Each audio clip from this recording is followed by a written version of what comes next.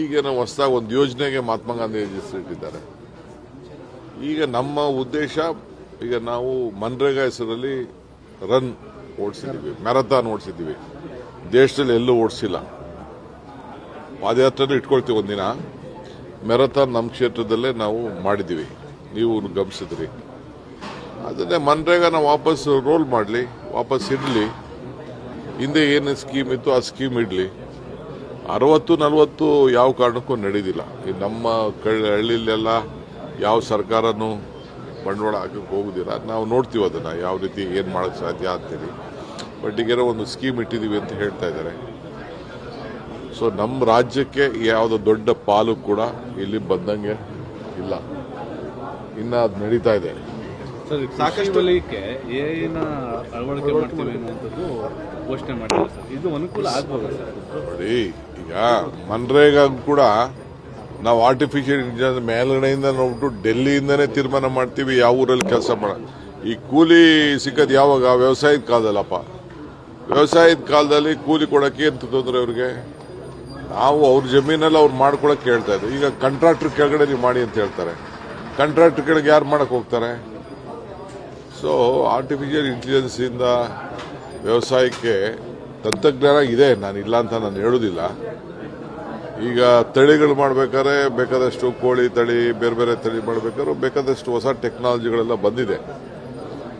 So ನಮಗೆ ರೈತರಿಗೆ ನಾವು ಈಗ ರೇಷ್ಮೆಗೆ ಇಲ್ಲಿ ಉತ್ತೇಜನ ಕೊಡಬೇಕು ಅಂತೇಳಿ ನಾವು ಯಾವ ಹೊರಟಾಗ ಈಗ ಹೊರಗಡೆಯಿಂದನೂ ಕೂಡ ನಮ್ಮ ಕನಕಪುರದಲ್ಲಿ ಎಷ್ಟು ಬೆಳೀತಾ ಇದ್ದಾರೆ ಅಷ್ಟೇ ಬೆಳೆ ಹೊರಗಡೆನೂ ಈಗ ಪ್ರಾರಂಭ ಆಗ್ತಾ ಇದೆ.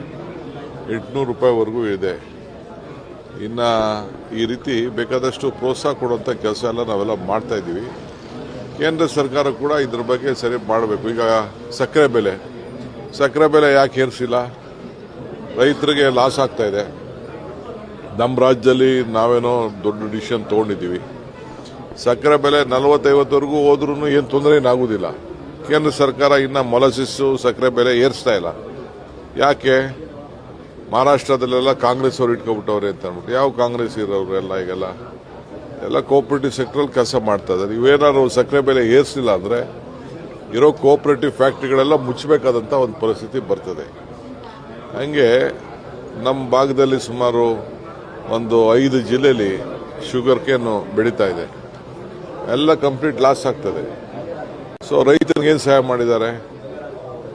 8 ವರ್ಷ 9 ವರ್ಷ ಆಯಿತು ಸಕ್ಕರೆ ಬೆಲೆ ಏರಿಸಿ. ಇದೆಲ್ಲ ಕೇಂದ್ರ ಸರ್ಕಾರ ಮಾಡಬೇಕಾದಂಥ ತೀರ್ಮಾನ. ಮತ್ತು ರೈತ ಬೆಳೆದಂಥ ಎಲ್ಲ ಬೆಲೆಗಳಿಗೆ MSP ಬೆಲೆಗಳಿಗೆ ಅವರೇ ಕಂಟ್ರೋಲ್ ಇಟ್ಕೊಂಡಿದ್ದಾರೆ. ಅದಕ್ಕೆ ಅವಕಾಶ ಮಾಡಿಕೊಡ್ಬೇಕು. ಸಾಕಷ್ಟು ನಿರೀಕ್ಷೆ ಈ ಬಜೆಟ್ ಅಲ್ಲಿ ಬೆಂಗಳೂರು ನಡಿ ವಿಶ್ವ ನೋಡ್ತಿತ್ತು.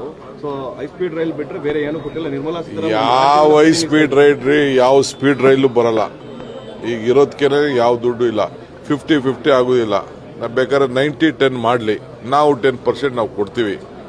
ಮಿಕ್ಕಿದೆಲ್ಲ ಸುಮ್ಮನೆ ಯಾವ ಕಾಲದಲ್ಲ. ಈಗೆಲ್ಲ ಬೇರೆ ರಾಜ್ಯಗಳಿಗೆಲ್ಲ ಅವ್ರು ಮಾಡ್ಕೊಂಡಿಲ್ವಾ? ನಮ್ಮ ರಾಜ್ಯಕ್ಕೂ ಮಾಡಲಿ.